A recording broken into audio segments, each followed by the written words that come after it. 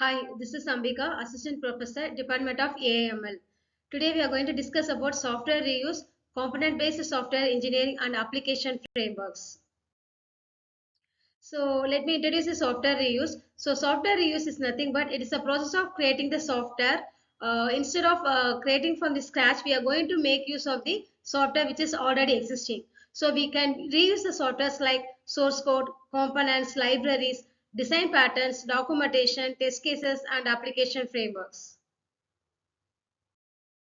Next, we go for the need for the software reuse. So what are the benefits behind the software reuse? We can reduce the development time because we are making use of the existing software. We can also reduce the cost because the development work, it also lowers the project cost. It also improves the reliability because we are already using the existing software which is already tested and verified.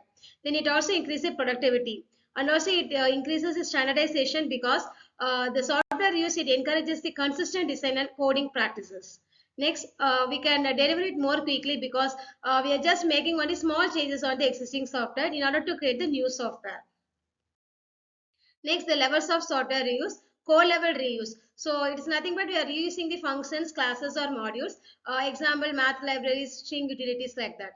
Next one is component level reuse. That is, here we will be reusing the self-contained software components. Example like login modules, payment gateways, like that. Next one is system level reuse. Here we are reusing the entire systems or frameworks. Example, content management systems. ERP system is nothing but enterprise resource planning, and then web frameworks. Next is types of the software reuse. Application system reuse. Here the entire application system will be reused. Example, ERP system, customer relationship management, and content management system. For example, if a company want to create a website, instead of developing from the scratch, it can use a WordPress. Next, component reuse. Here the reusable software components will be integrated into the new system. Example, UI components, authentication modules, like that. Next one is object and function reuse. Here we are reusing the classes and functions through the libraries.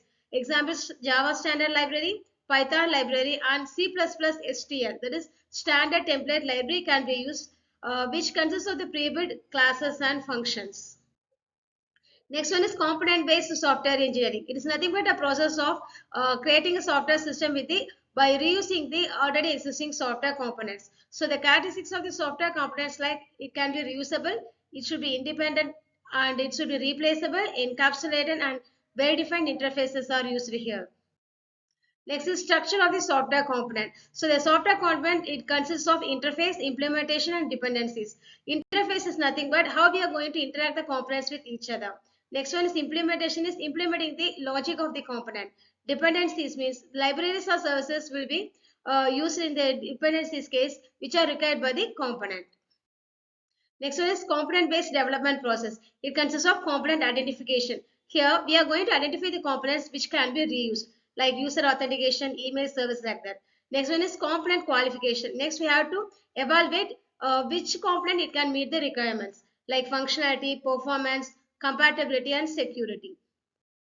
Next one is component adaptation. That is, the component should be adaptable to fit into the system, like wrappers, adapters, and configuration files.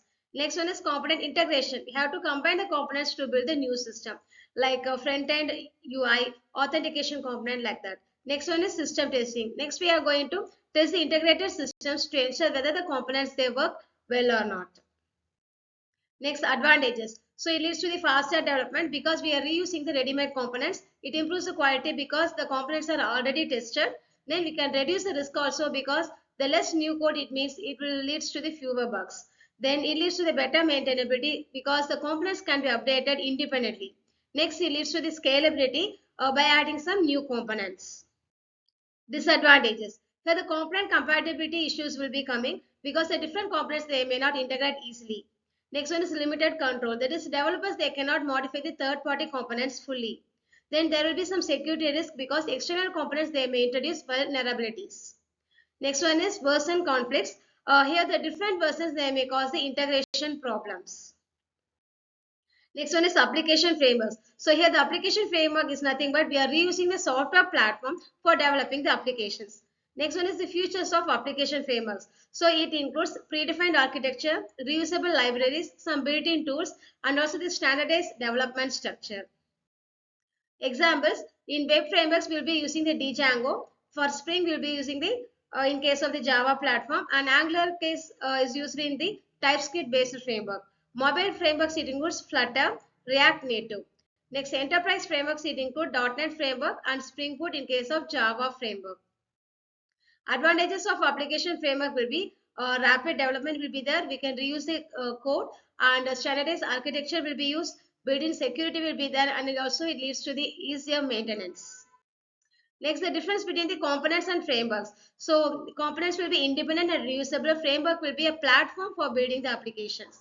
If you consider the scope of the component, it will be performing the specific functions. In case of framework, it provides the entire application structure. Example of the component will be a payment module. For example, if you consider the framework, Django framework will be there. Thank you.